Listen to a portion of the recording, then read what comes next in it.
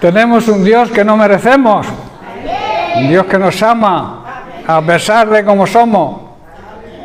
Dios es nuestro Padre Celestial y como un buen Padre nos ama, nos bendice y quiere bendecirnos. Pero en contrapartida nosotros también tenemos que hacer nuestra parte, sentirnos orgullosos. Hoy va todo en la línea porque el Señor me ha cambiado hoy el tema. Vamos a aparcar un poco lo que llevamos estudiando semanas anteriores. Y quiero hoy hablaros de un tema súper importante que el Señor puso esta semana pasada en mi corazón para que lo compartiera con vosotros. Y no es otro que unas palabras que se dijo David a sí mismo. Unas palabras que deberíamos nosotros hacer cada día, cada momento, cada segundo de nuestra existencia. Deberíamos decir lo que dijo David en el Salmo 103, versículo 2. Bendice, alma mía, al Señor y no olvides ninguno de sus beneficios. Hermanos, no deberíamos olvidar los beneficios y las bendiciones que recibimos del Señor. A veces somos olvidadizos, no nos damos cuenta, no agradecemos lo bueno que el Señor es con nosotros. Pero tampoco debemos olvidar nuestra responsabilidad, porque la bendición de Dios es ser bendecidos por Dios, los privilegios y los beneficios que tenemos de Dios conllevan de parte nuestra una gran responsabilidad. ¿Estáis comprendiendo? La responsabilidad de reflejar a Cristo en nuestra vida. Por eso es importante, porque todo nuestro ser, espíritu, alma y cuerpo, debe alabar a Dios. No debemos olvidar las cosas buenas que recibimos, porque de Él viene todo lo bueno. De Él no viene nada malo. Si viene algo malo, no viene de parte de Dios, porque Dios quiere lo mejor para sus hijos, para nosotros. Por eso debemos estar agradecidos y alabar a Dios por las cosas buenas que ha hecho, porque ha hecho, ¿verdad? ¿Ha hecho cosas buenas en nuestra vida? ¿Las hace hoy? Y yo os digo que las hará mañana. Porque Dios es un Dios fiel. Y Dios cumple siempre lo que promete. Sus promesas, claro está, están condicionadas a nuestra responsabilidad. Dios actúa de acuerdo a los principios que Él marca, los parámetros que Él marca. Él te promete, pero te dice: acepto si quieres esto. ¿Estáis entendiendo, hermanos? Las promesas de Dios, la mayoría, excepto una, que es que Dios prometió que enviaría de nuevo a su Hijo Jesucristo sin relacionarse con la muerte. Vendría a recoger el fruto de su primera venida. Eso es una promesa, que hagas lo que hagas, se va a cumplir.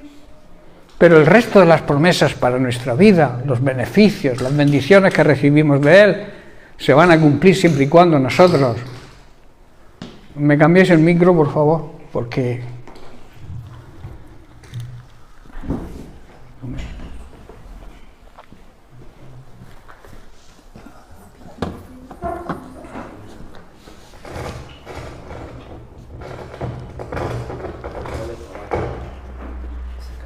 Alguno que no haga ruido, por favor.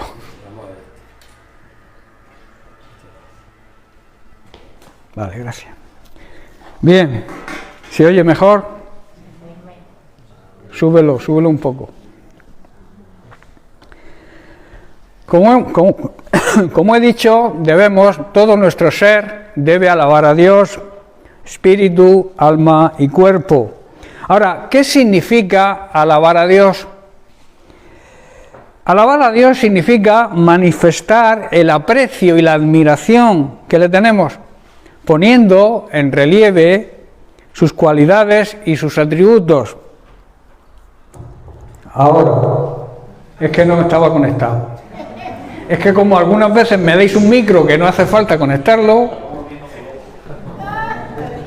Bien, alabar a Dios significa eso. Ahora bájalo un poco. Manifestar el aprecio y la admiración que sentimos por Él. ¿Apreciamos a Dios, hermanos? ¿Nos sentimos orgullosos de Él? Pues hay que manifestarlo con nuestra alabanza. Debemos demostrar lo que amamos a Dios. Debemos demostrar esos beneficios, esas promesas que Dios cumple en nuestra vida. Debemos agradecerlo. ¿Cómo? Viviendo de acuerdo a su palabra, siendo fieles a la palabra de Dios. También significa presumir, sentir orgullo por lo maravilloso que es Dios y cómo nos ama. Hermanos, cuando ponemos nuestra fe en Jesucristo, empezamos a recibir sus privilegios y sus promesas. Pero como he dicho, también recibimos una gran responsabilidad. Seguimos analizando el Salmo 103. Ahora leemos el versículo 3, que dice: Él es quien perdona todas tus iniquidades, el que sana todas tus dolencias, el que rescata del hoyo tu vida, el que te corona de favores y misericordias, el que sacia de bien tu boca, de modo que te rejuvenezcas como el águila. El Señor es el que hace justicia y derecho a todos los que padecen violencia, o sea, a todos aquellos que son tratados injustamente. Versículo 8 dice: misericordioso y clemente es Dios, lento para la ira y grande en misericordia. Versículo 11: porque como la altura de los cielos sobre la tierra, engrandeció su misericordia sobre los que le temen. ¿Qué distancia hay entre el cielo y la tierra? ¿Alguien la ha medido alguna vez? ¿Alguien ha comprobado en metros, en kilómetros, la distancia que hay entre la tierra y los cielos? Es imposible, hermanos. No se puede calcular. De la misma forma no podemos calcular la grandeza del amor de Dios. No podemos entenderlo con nuestra mente humana. La misericordia y el amor de Dios no tienen fin. Son eternos. Y además, de tal manera, dice Jesús, de tal manera amó Dios al ser humano, a la humanidad. Ese de tal manera significa que no podemos entender la grandeza de ese amor. Es imposible que entendamos el amor y la misericordia de Dios. Por eso dice que es misericordioso y clemente, que es lento para la ira y grande en misericordia. Ese grande es algo que no podemos medir, porque de la misma manera que no podemos medir la altura del cielo sobre la tierra, así engrandece Dios su amor y su misericordia. ¿A quién? Aquí está el condicionante de la promesa. A quien le temen. A los que andan en el temor de Dios. Y temor no es pánico ni miedo a Dios por el castigo. No confundamos. Temer a Dios es andar en obediencia, respetarle y honrarle. Eso es lo que significa andar en el temor de Dios. Y ese es el condicionante de la promesa de la misericordia y la grandeza de Dios. Versículo 17 dice más: la misericordia de Dios, aquí lo dice, es desde la eternidad. ¿Hasta dónde? Hasta la eternidad. ¿Qué es la eternidad? La eternidad es algo que ni tiene principio, ni tiene fin. O sea que el amor y la misericordia de Dios no se puede calcular, ni en metros, ni en gramos, ni en kilómetros, porque son eternos, no hay principio ni fin. Así es el amor de Dios hacia nosotros, hermanos, y así quiere que nos amemos los unos a los otros. De la misma manera que Él nos ama, con esa misma grandeza, debemos amarle nosotros a Él y también amarnos entre nosotros. Eso significa andar en el temor de Dios. Y entonces la promesa de ese amor, de esa grandeza, de esa misericordia de Dios se va a cumplir en nuestra vida. Hermanos, Dios perdona todos nuestros pecados, como dice David, y sana todas nuestras enfermedades. Sean enfermedades físicas, enfermedades mentales o enfermedad espiritual, que es aquellos que duermen. La enfermedad espiritual significa que estamos dormidos, y si estamos dormidos es como si estuviéramos muertos, ¿verdad? Pero es lo previo a la muerte, porque luego, como leímos en la Santa Cena, hay otros que están dormidos. duermen, están muertos. Y esa es la realidad de la vida cristiana. Por eso, hermanos, debemos despertar. Debemos saber que Dios nos perdona, que nos sana cualquier enfermedad, que nos ha redimido, nos ha comprado. Éramos esclavos desde el pecado y nos ha comprado de esa condenación eterna que lleva el pecado. Nos ha librado, nos ha coronado de amor y grandes misericordias. También colma nuestra necesidad.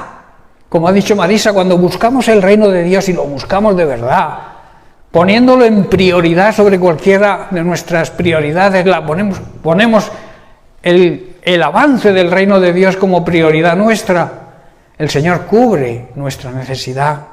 Es otra gran promesa de Dios, pero el condicionante a esa promesa, ¿cuál es? Que busquemos el reino de Dios, que nos preocupemos de que el reino de Dios avance, que nos preocupemos de ganarle territorios a nuestro enemigo el diablo, salvando almas para Cristo. Cada alma que salves de la condenación eterna, le estás quitando, le estás ganando un territorio al enemigo. Y nosotros somos soldados, ¿verdad? Soldados donde Dios es nuestro rey y Jesucristo es el capitán general de sus tropas. Y nosotros tenemos ahí el apoyo de Dios para avanzar. No temas, yo estoy contigo. Se repite más de 50 veces en la Biblia el no temas. No temas es que no sintamos miedo, ni pánico, ni estemos preocupados. Preocuparnos solamente del avance de su reino y Él se va a ocupar de los demás. ¿Estáis entendiendo, hermano? Este es un versículo que se repite mucho, pero que todos lo sabemos de memoria. Pero ninguno lo entendemos como hay que entenderlo, porque lo hacemos al revés.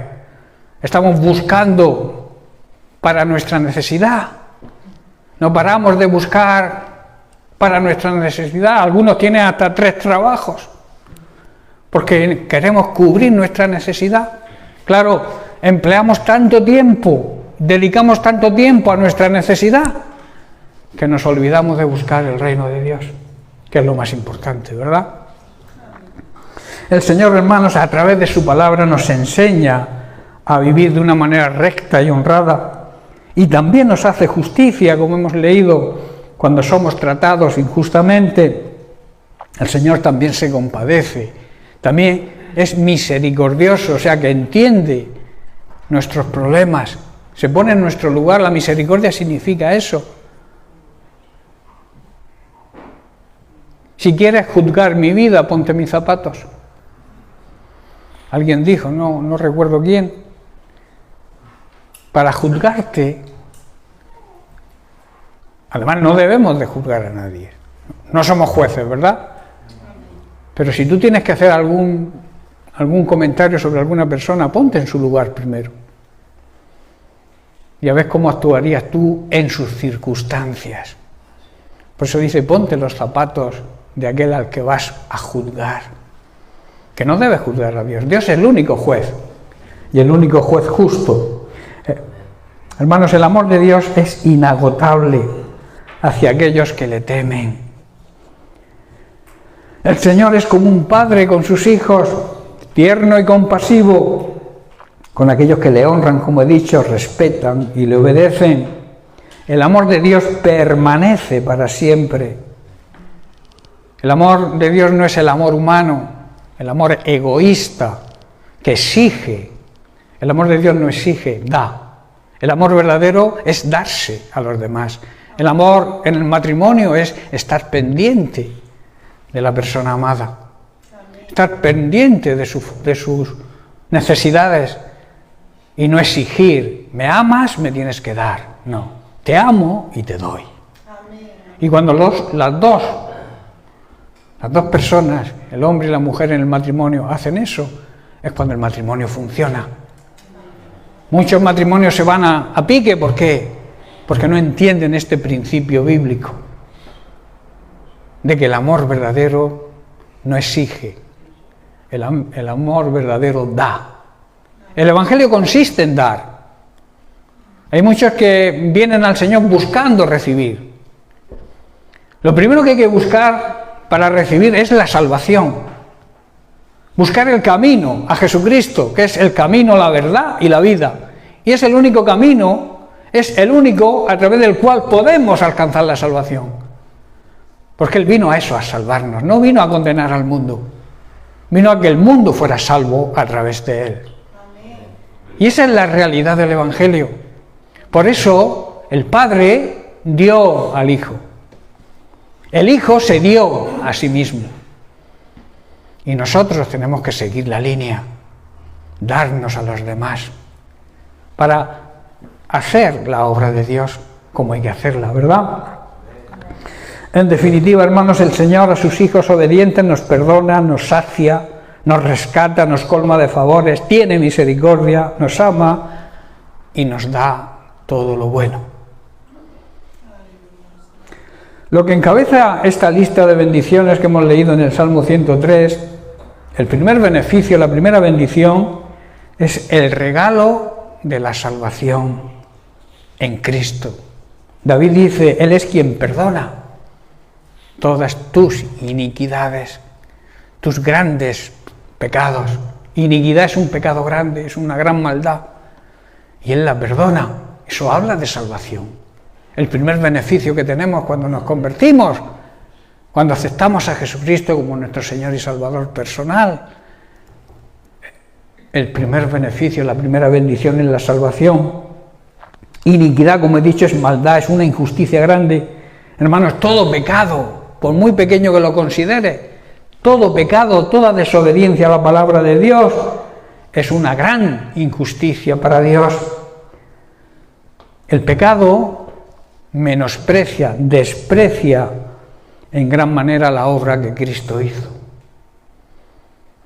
Cristo murió por nuestros pecados, Él cargó con nuestros pecados y la consecuencia del pecado que era la muerte.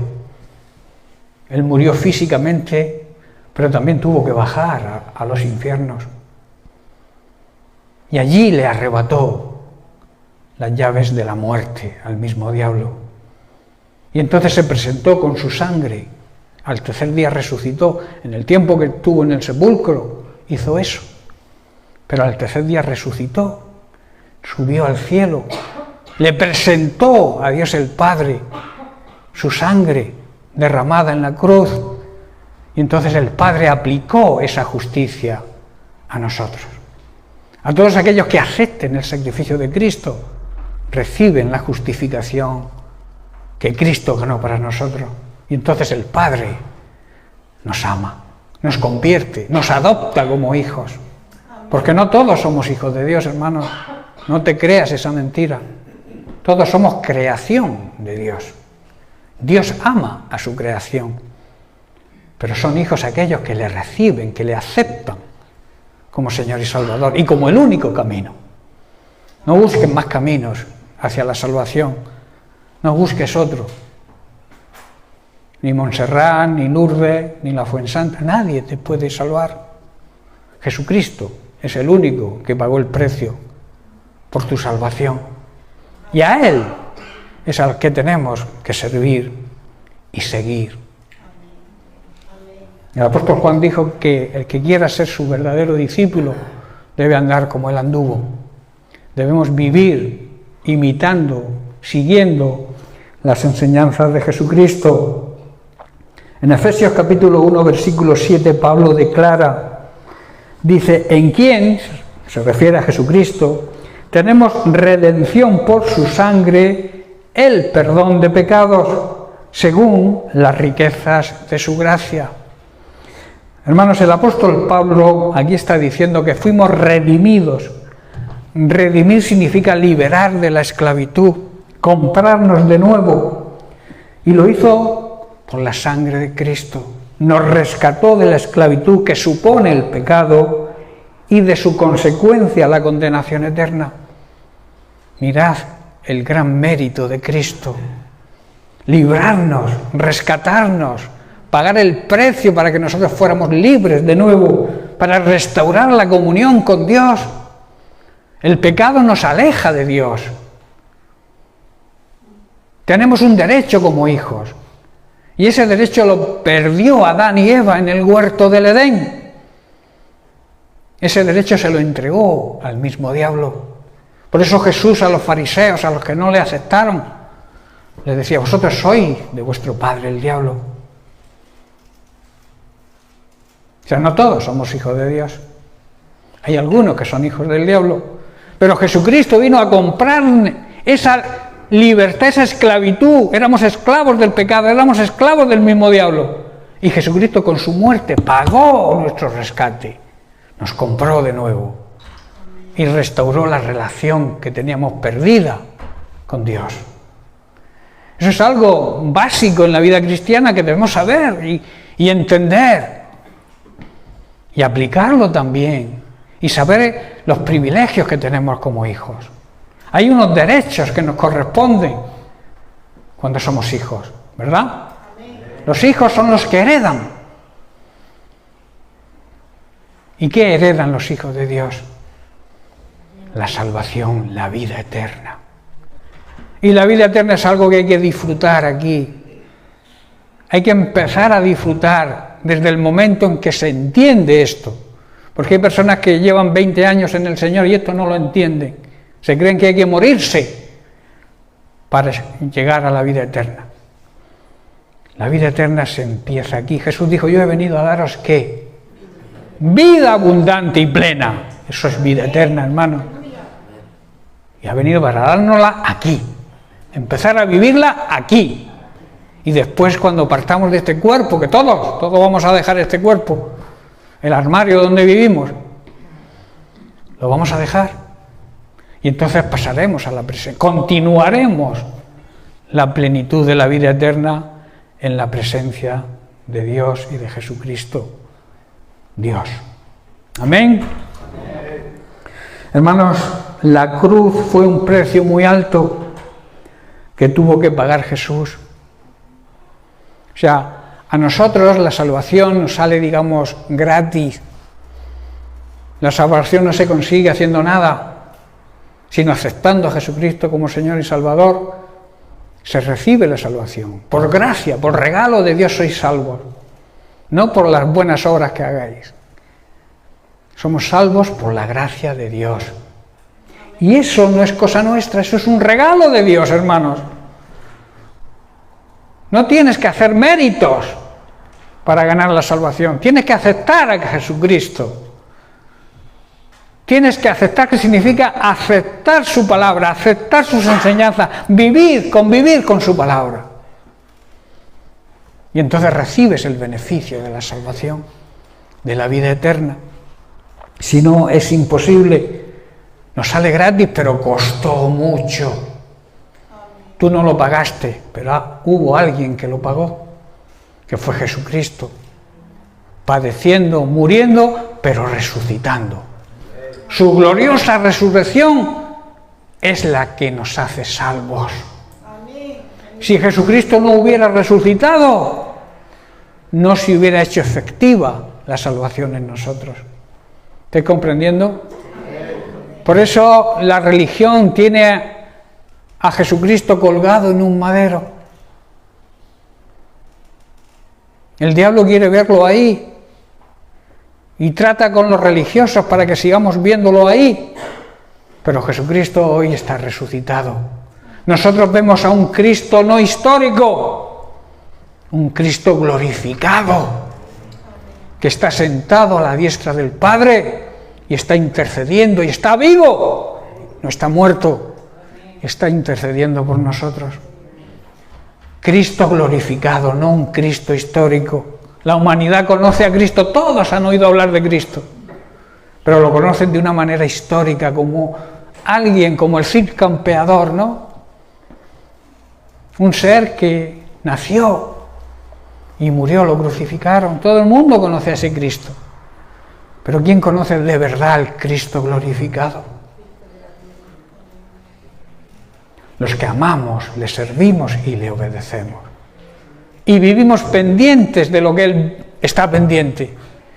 ¿Qué es lo que ama a Cristo? ¿Qué es lo que ama a Dios? Su creación. De tal manera amó Dios a su creación, al mundo, a los seres humanos, a la humanidad, Su preocupación es la salvación del ser humano. Por eso creó el plan de salvación que se llama Jesucristo. El hombre creó otro plan para ser salvo, que es la religión. Pero hermano, ninguna religión nos salva. A Dios no le gustan los religiosos. Les daba caña, ¿verdad? Hipócritas, fariseos, que diezmáis, lamentan, pero no tenéis ni misericordia ni amor. Es necesario hacer los diezmos y las ofrendas, pero es más importante el amor. El amor y la misericordia. Dice, tenéis que amar y tener misericordia sin dejar de hacer lo que la ley decía, diezmar y ofrendar.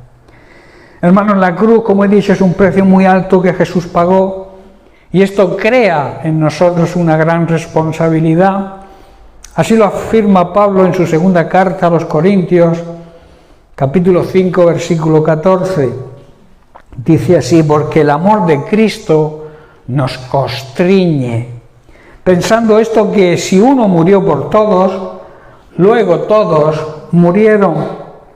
¿Qué quiere decir aquí? ¿Qué está diciendo Pablo? Pablo está diciendo que sea de una forma o sea de otra, el amor de Cristo nos obliga.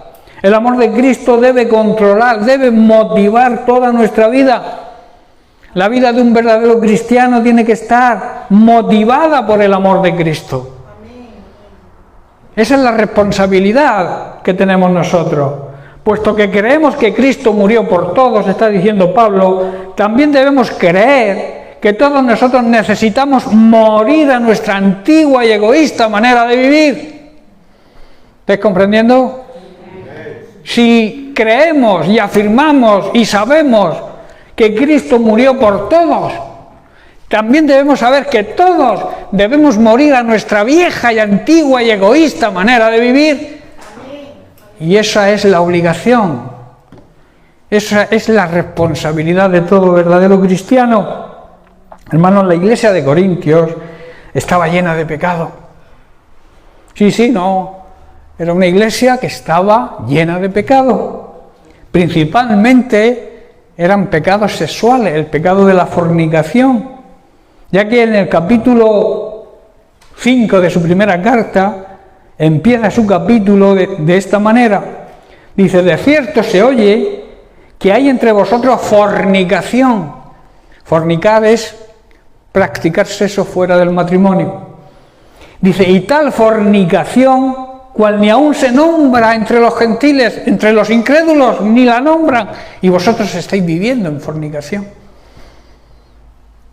Los supuestos cristianos, ¿verdad? ¿Ocurre hoy lo mismo? Tanto dice que alguno tiene la mujer de su padre. Alguno se acuesta con la mujer de su padre. Tremendo. La iglesia es supuestamente cristiana en Corintio. Pablo está diciendo: me cuesta creer. Dice Pablo, y esto es de aplicación hoy, lo que me están informando acerca de la inmoralidad sexual que hay entre vosotros, hoy también abunda, hermanos, dentro de las iglesias. No abundaba solamente en Corintia, abunda hoy también. Dice, algo que ni siquiera los incrédulos hacen. Hay muchas personas que no creen, que viven en este sentido en el orden de Dios. Y en cambio la iglesia, que debe ser ejemplo, abunda la inmoralidad sexual. Primera de Corintios 6, 18 dice, porque consideraba Pablo, sigue escribiéndole a los corintios, consideraba Pablo que esto era una tremenda ofensa contra Dios. Por eso dice, huid de la fornicación. 1 Corintios 6, 18. Cualquier otro pecado que el hombre comete está fuera del cuerpo, mas el que fornica contra su propio cuerpo peca. Huyan, está diciendo, del pecado sexual. Ningún otro pecado afecta tanto al cuerpo como este. porque la inmoralidad sexual es un pecado contra nuestro propio cuerpo. Hermanos, eso es tremendo. Y luego dice, un poco más adelante, en la primera carta también, capítulo 6, versículo 9, un poco antes del versículo 18, dice: ¿no sabéis que los injustos, los que practican la injusticia, hemos dicho que todo pecado es una injusticia, y toda injusticia es pecado? Entonces dice: ¿no sabéis que los injustos no heredarán el reino de Dios? ¿No sabemos eso? ¿Lo sabemos, hermanos? Iglesia, ¿sabemos que los que viven en pecado no heredan el reino de Dios? ¿Lo sabemos? No os equivoquéis, sigue diciendo Pablo, ni los fornicarios, ni los idólatras, ni los adúlteros, ni los afeminados, ni los que se echan con varones, ni los ladrones, ni los ávaros, ni los borrachos, ni los maldicientes, ni los estafadores heredarán el reino de Dios. Menuda lista, ¿verdad? ¿A quién defendemos de esta lista? ¿Podemos sacar algo de la palabra de Dios? ¿Podemos quitar algo de la palabra de Dios? ¿O quitamos lo que nos conviene, aquello que nos interesa lo quitamos? La palabra de Dios dice que el que quite o añada tiene maldición. ¿Podemos quitar a alguien de esta lista según vuestro criterio?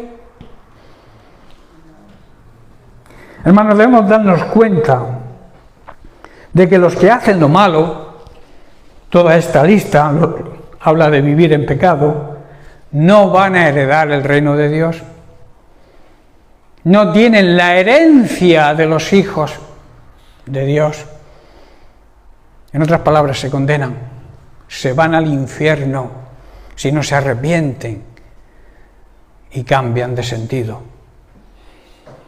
Escuchar la voz del GPS. ¿Sabéis quién es nuestro GPS? El Espíritu Santo, que le habla a nuestra conciencia.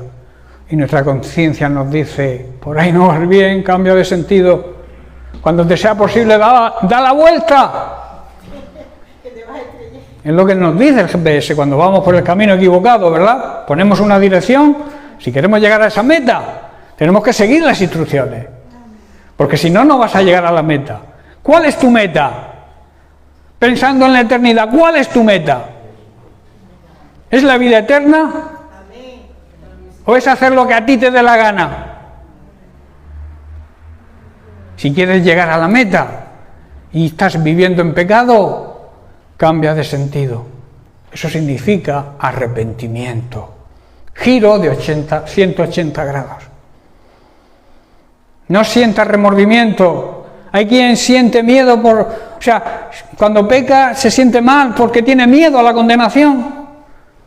Pero eso no es arrepentimiento. El arrepentimiento es un acto contrito de reconocimiento que hemos pecado contra aquel que nos ama tanto y que dio su vida por nosotros. Eso es arrepentimiento. Pedro, cuando negó a Jesús, se arrepintió de verdad. Judas también sintió, pero no se arrepintió, sintió remordimiento. Sabía que lo había hecho mal con traicionar a Jesús y se quitó la vida. Pero Judas también, Dios lo hubiera perdonado si se hubiera arrepentido como lo hizo Pedro. Hay que dar frutos dignos de arrepentimiento. Por eso los seres humanos no sabemos cuando una persona se arrepiente de verdad. Hay que ver luego si da fruto, si su arrepentimiento es verdadero. Hay personas que se arrepienten de boca para afuera, pero a lo largo del tiempo te das cuenta de que realmente no se han arrepentido porque siguen en lo mismo. ¿Estáis comprendiendo, hermano? Quizás sea duro, pero yo creo que es el Espíritu Santo quien está hablando. Y nos está hablando a todos, a mí también. Por eso, hermanos, no debemos autoengañarnos. El mayor engaño es el autoengaño. Querer convencernos a nosotros mismos de que en el pecado en que estamos no es pecado. Todo el mundo lo hace. Bueno, todo el mundo lo hace, ¿y qué? ¿Yo tengo que hacerlo también? Hemos visto una extensa lista de lo que es hacer el mal, de lo que es pecado. Los que se entregan al pecado sexual, los que viven fornicando, los que rinden culto a los ídolos, los que cometen adulterio, los que se prostituyen, los que practican la homosexualidad, los ladrones, los ávaros, los avariciosos, los borrachos, los que insultan y los que estafan. Ninguno de estos, esta es otra promesa pero negativa, ¿verdad? Que es que ninguno de esta lista van a entrar en el reino de los cielos. Es tremendo, ¿verdad? Es duro, pero es lo que la Biblia enseña. Es una realidad. Es muy bonito predicar del amor de Dios, pero hablar del pecado es demostrar amor. ¿Por qué habla tanto la Biblia del pecado? Porque no quiere que nos condenemos. Dios no quiere que nos condenemos. Porque no es Dios quien condena, somos nosotros que nos condenamos. Dios quiere salvarte. Dios quiere que convivas por toda la eternidad con Él. Pero tú decides, porque el libre albedrío Dios no lo va a negociar, ya te lo ha concedido. No hay negociación posible, no hay cambio. Dios no cambia. Y Dios te ha dado la decisión, el poder decidir, la voluntad. Él no te va a quitar tu voluntad, tú decides. Pero dejó escritas su palabra, sus mandamientos. Y instituyó ministerios para que os informaran de la verdad. Como ha dicho Marisa, hay muchos que no predican del pecado, porque lo que quieren es llenar la iglesia para que haya buenas ofrendas y buenos diezmos y ellos puedan vivir bien. Pero no se dan cuenta que un día nosotros, los que predicamos el Evangelio, tenemos que entregar cuentas a Dios. El Señor nos va a pasar factura y nos va a decir, ¿por qué engañaste a la gente? ¿Por qué no les dijiste la verdad? Yo no quiero que Dios me diga a mí eso. Yo quiero salvar mi responsabilidad. Y mi responsabilidad es predicaros el Evangelio como Él mismo lo predicó. La mayor prueba de amor es cuando el Señor nos disciplina. La disciplina duele, claro que duele, pero luego da fruto. Como dijo Martín Lutero, que repito muchas veces, la verdad te puede hacer daño, pero la mentira te mata.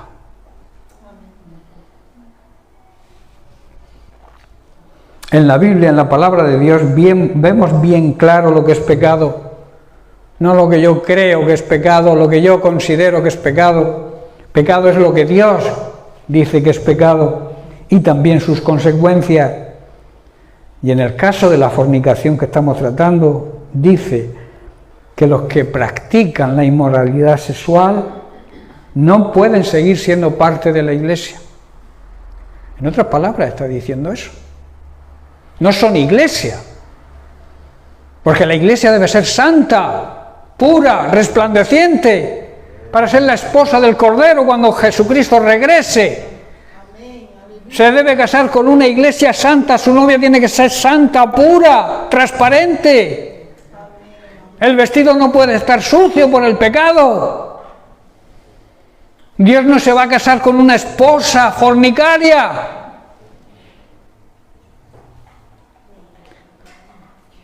Él quiere una esposa, una iglesia, con sus defectos, pero que reconozca lo que es pecado, que se arrepienta de verdad. Puedes pecar, todos somos humanos, todos somos pecadores, la Biblia así lo enseña. Pero el verdadero cristiano cuando peca se da cuenta, enseguida se arrepiente y considera que ha pecado contra Dios, como decía David, contra ti solo he pecado. Lo reconoce. Y entonces Jesucristo, que está sentado a la diestra del Padre, que está intercediendo por ti y por mí, le dice al Padre, yo pagué el precio por él y se ha arrepentido de verdad. Pero aquel que se arrepiente y sigue viviendo en pecado, eso no es arrepentimiento. Ahí no puede estar intercediendo Jesús. Intercede. ¿Sabéis la única oración que Dios escucha del pecador? La oración de arrepentimiento. Cualquier otra oración que haga un pecador y siga pecando, no sirve no pasa del techo. Por mucho que te derrames llorando, por mucho que hagas lo que hagas, si no dejas el pecado, tu oración no llega al trono de Dios o al trono de la gracia. Por eso, hermanos, quizá diréis, soy duro, pero es que hay que hablar así. Estamos en los últimos tiempos. El Señor puede aparecer en cualquier momento. Y tenemos que tener las maletas preparadas, nuestra vida en orden, para que cuando venga el Señor, o partamos con Él porque Dios decida llevarnos, estemos bien y podamos disfrutar de su presencia por la eternidad, hermanos. La vida es muy corta, relativamente corta, no te enteras, pasa en un suspiro. Es como una neblina del café que la ves y ¡pum!, ya ha desaparecido. O como una amapola en el campo, que la ves preciosa y sopla un poco de viento y se queda sin hojas. Así es la vida, hermanos, no te enteras. ¿Por qué jugarnos la eternidad por la terquedad de seguir viviendo en pecado?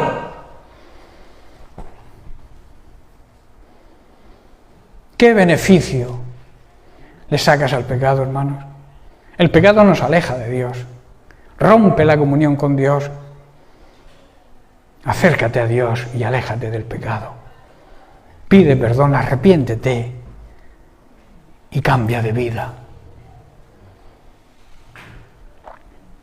Alguien dijo, o oraba diciendo, Señor, cámbiame, Señor, cámbiame. Y se le aparece el Señor y le dice, cambia tú. Que yo ya hice todo lo posible para que tú cambiaras.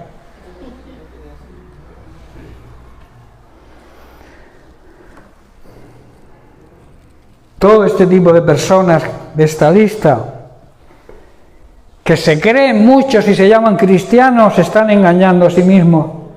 Piensan que al final Dios nos va a perdonar a todos. No entienden que sin un arrepentimiento sincero no hay perdón. No entienden eso.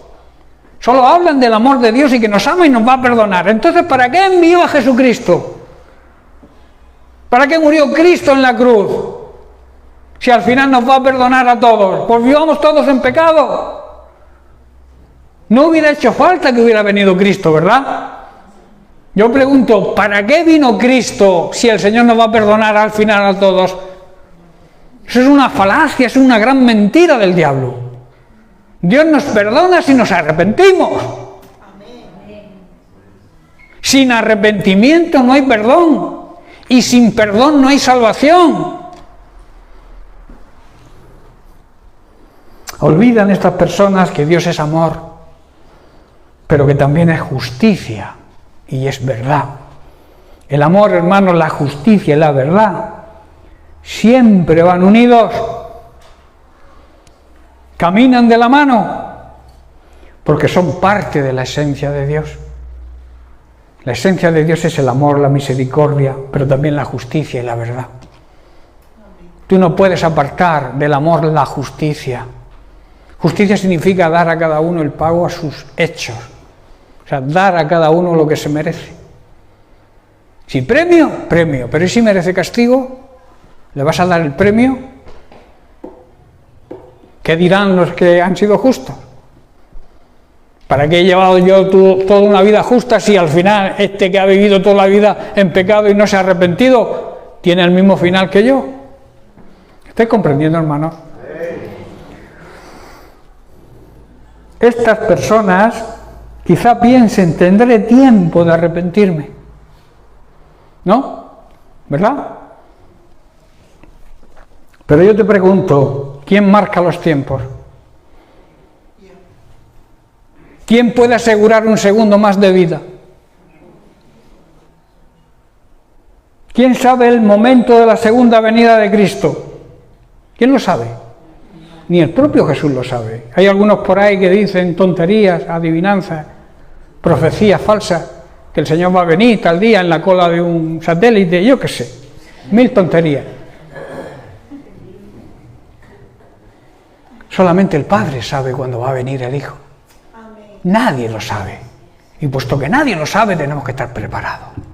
Porque se puede presentar en cualquier momento. Cada día es un día más cerca. Estamos en los últimos tiempos, sí, los últimos tiempos son desde que Jesucristo fue glorificado hasta ahora. Pero cada día que pasa estamos más cerca, ¿no?, del final. Y por las señales que estamos viendo, que están anunciadas en la Biblia, queda poco. Seamos sabios. No seamos tercos. Déjame decirte, lo más probable es que no tengas tiempo, aunque creas que tengas tiempo para arrepentirte. Lo más probable es que no lo tengas. Y entonces, otra pregunta, ¿dónde crees que pasarás la eternidad? La eternidad no tiene principio y no tiene fin. Tú coges aquí en la tierra una enfermedad y dura, pues a lo mejor hasta que te mueras. Pero ya ahí se termina la enfermedad. Pero en la eternidad el padecimiento en el infierno siempre, sin decir esto, se va a acabar. Porque como digo, una enfermedad tú puedes decir, bueno, se acaba con la muerte y ya está. Pero la eternidad, la condenación eterna, porque igual que existe vida eterna, existe condenación eterna, muerte eterna. Muerte sin Cristo, muerte en el infierno. ¿Os imagináis en ese momento aquellos que se creen creyentes, aquellos que se creen salvos, cuando lleguen a ese sitio y digan, ¿qué hago aquí? ¿Qué es esto? Si yo creía. Tú creías, pero no obedecías. Que es el problema, a veces se cree, pero no se obedece. Pero si crees de verdad, tú obedeces.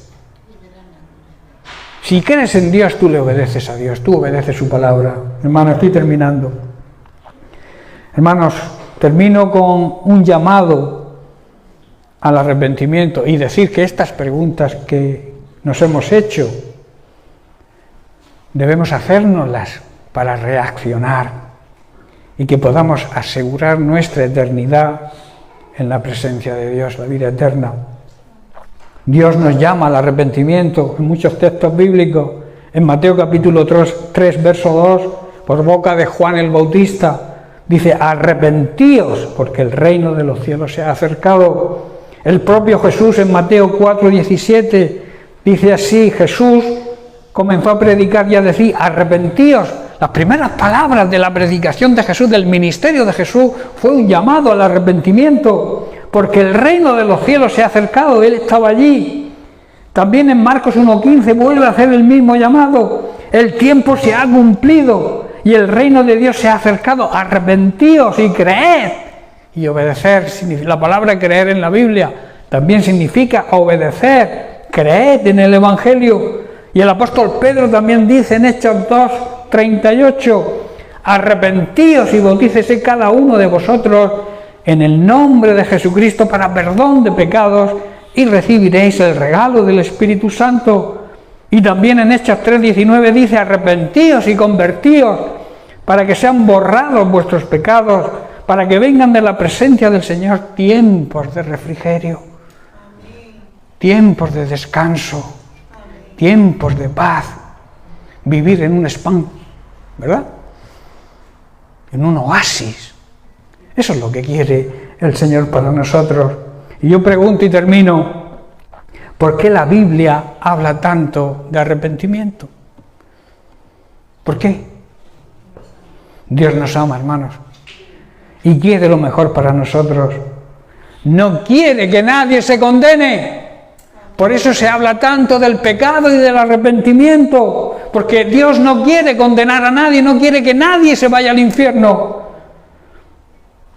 Pero Jesucristo murió por algo, ¿verdad? El propósito de Cristo precisamente era que nos arrepintiéramos, que le aceptáramos como Señor y Salvador. Señor es ser el dueño de nuestra vida, el que marca nuestra vida, el que nos dirige a través del Espíritu Santo hoy, y también quien nos perdona. Por eso Jesucristo vino a la tierra, para traernos la salvación.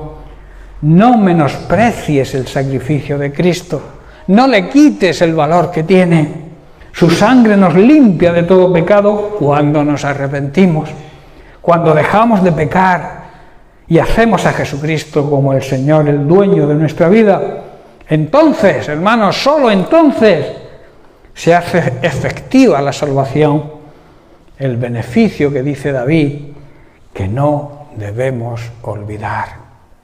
Amén. Bien, pues lo dejamos aquí y terminaremos la semana que viene. Que Dios les bendiga.